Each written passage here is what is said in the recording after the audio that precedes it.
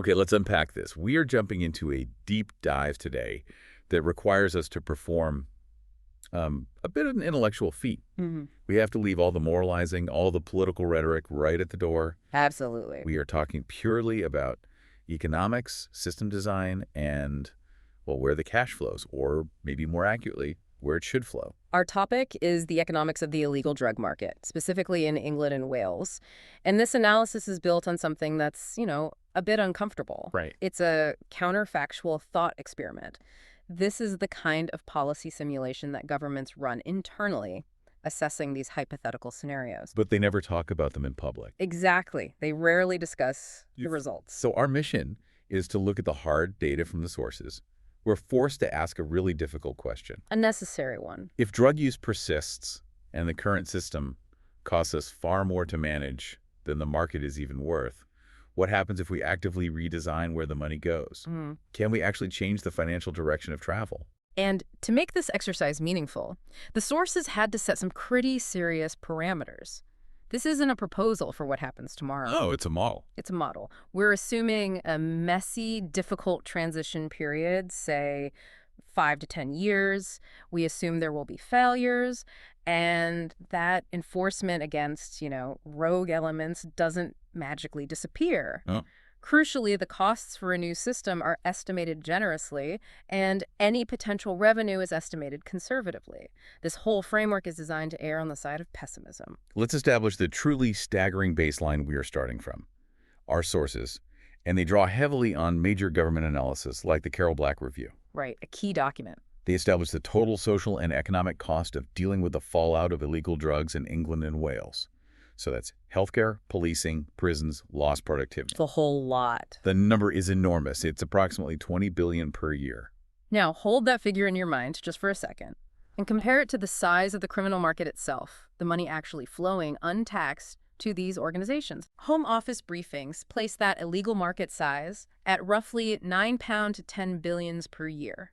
That number, $20 billion. It's stunning. I mean, here is the immediate visceral takeaway for you. The current system spends roughly twice the market value just managing the fallout. It's incredible when you put it like that. We are essentially paying 200% of the criminal market's revenue just to suppress the symptoms of their business model.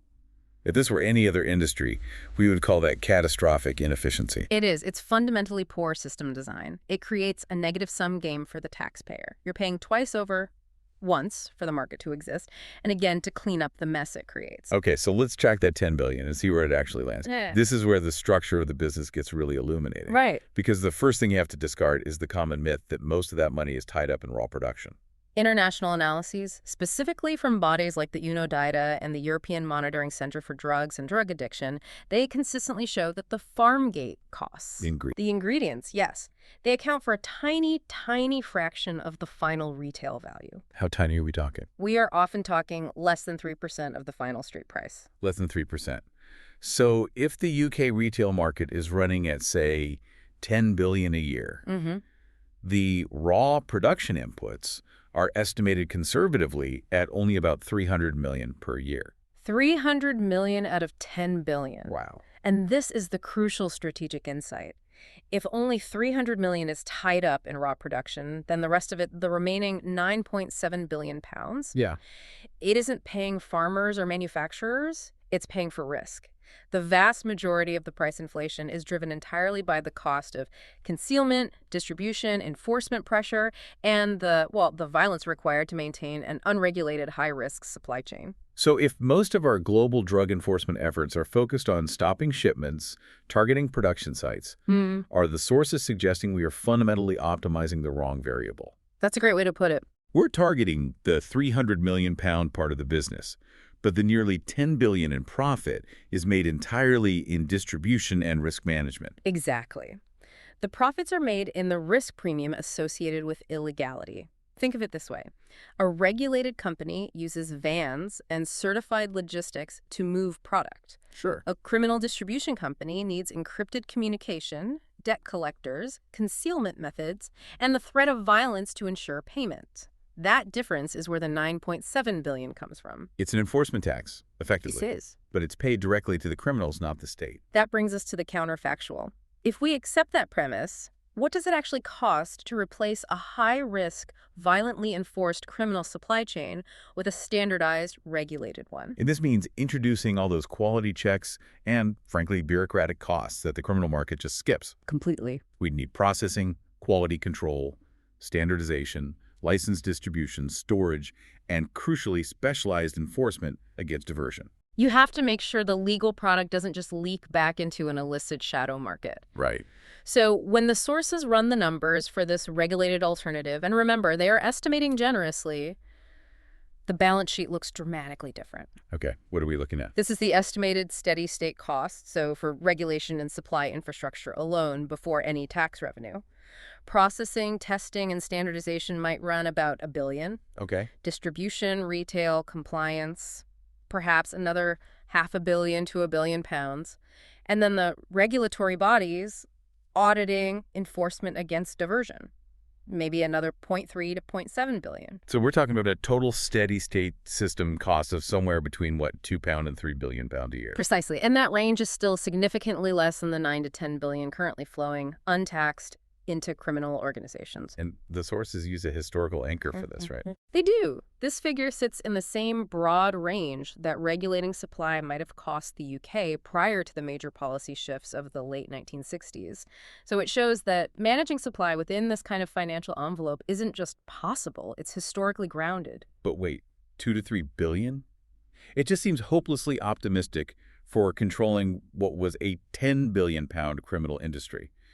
Surely there are massive hidden costs, corruption, unforeseen headaches that would push this number higher. That skepticism is absolutely warranted, but you have to remember the fundamental shift. Okay. When you introduce regulation, you eliminate the single largest cost in the current system. The risk premium. The risk premium. You don't need to pay for concealment, violent debt collection, or massive international smuggling operations.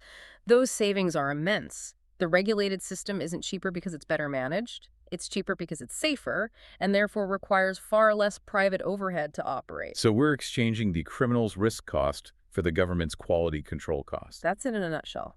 Okay, let's talk transition. Because this is the part of any major policy change that usually gets glossed over, and it's a massive policy trap. It really is. If you suddenly bring a £10 billion illegal market into the open, you are collapsing a vast, informal labor market overnight. What happens to the people whose income, however criminalized or coerced, depends on that flow? This is such a crucial human element that policy frequently ignores. It often acts as if these people will simply vanish. But they won't. Of course not. No. While a portion of the market is run by violent organizations, a huge layer consists of low-level participants.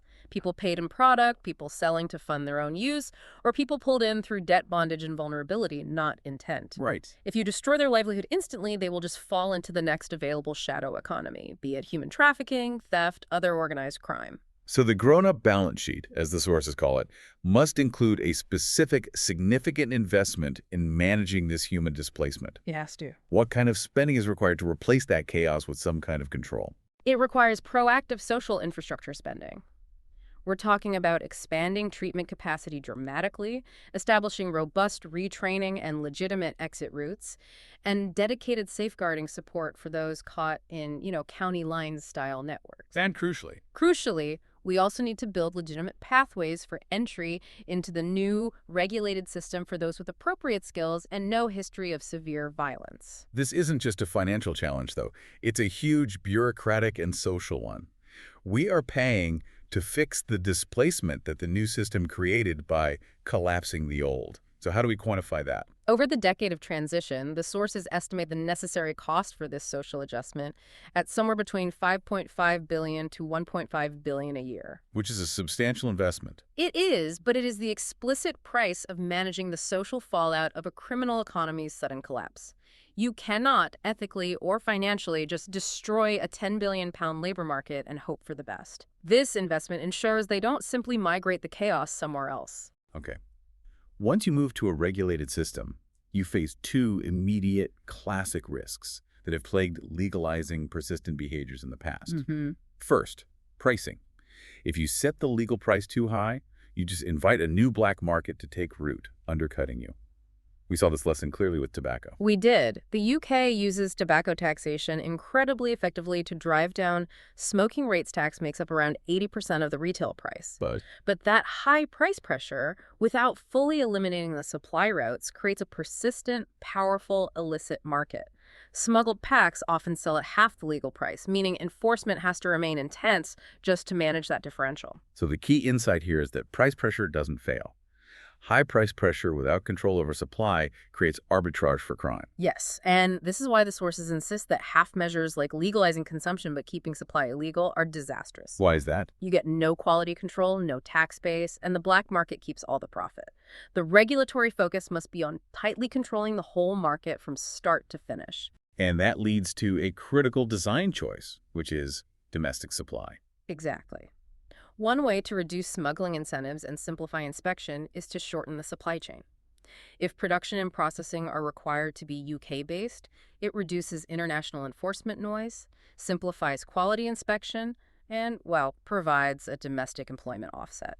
And the sources note that this has kind of already started happening naturally. It has. The UK cannabis market has actually shifted this way, moving from imported resin to sophisticated inland cultivation sites, precisely because of the high risk of cross-border smuggling. So localization is a pure control mechanism. It simplifies inspection and enforcement, ensuring that production, which is happening here anyway, moves from being exploitative and criminal to regulated and transparent. Right. But that addresses the black market risk. We still have the second, more insidious risk. Tobacco risk. The tobacco risk. How do you prevent the new legal companies from irresponsibly expanding demand purely for profit? Right.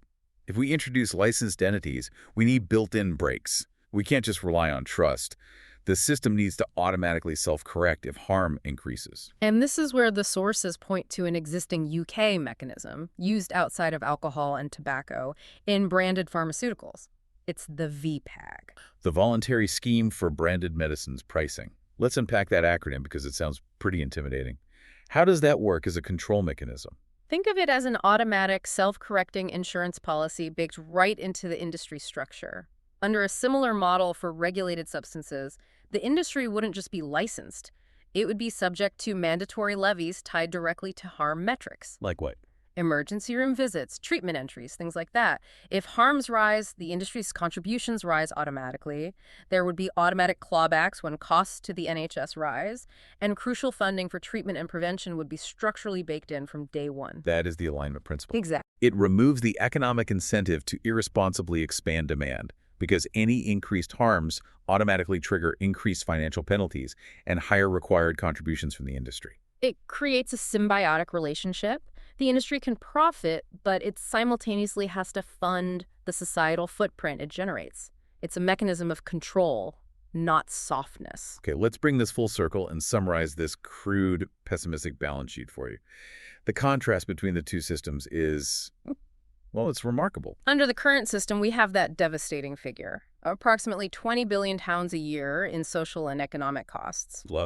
Plus the 10 billion pounds a year flowing directly and untaxed to criminal organizations. That is 30 billion pounds worth of financial flow dictated by chaos. And under the regulated system, even factoring in generous estimates for all the new operational costs, regulatory bodies, and that necessary decade of transition support. What are we looking at? We're looking at around 3 billion to 4 billion pounds a year for regulation, supply, enforcement, and mandatory social support. And that's before we even count the significant revenue, taxation, and legitimate workforce contributions that would replace the criminal rents. The direction of travel just changes fundamentally. It is vital to emphasize, though, that not all costs disappear. Enforcement against diversion remains necessary, health issues persist, but the goal shifts from paying $20 billion annually just to suppress symptoms. To paying a fraction of that, to actually control the supply chain and manage the social fallout effectively. Right. The ultimate takeaway of this deep dive is that this isn't about approval or endorsing persistent use. It is fundamentally about control. The current system isn't tough, nor is it moral. It is just broken. We have inadvertently built one of the most expensive, least efficient enforcement mechanisms possible, resulting in one of the most profitable, unregulated industries in the country. We are shifting the objective from paying to look tough in public to paying to be effective in reality. We treat the persistent behavior as an engineering problem that needs a control mechanism. So what does this all mean for you? The sources force us to move past comfortable moral arguments and ask a policy question. Is the system we've built making things better or demonstrably worse? This requires a ruthless financial analysis, not a political one. It forces us to ask, what other persistent behaviors, be it housing insecurity, certain healthcare costs, or even certain aspects of migration, are we currently managing with poorly designed, financially punitive systems today, simply because the alternative requires uncomfortable systemic analysis? Something to mull over as you wrap up this deep dive.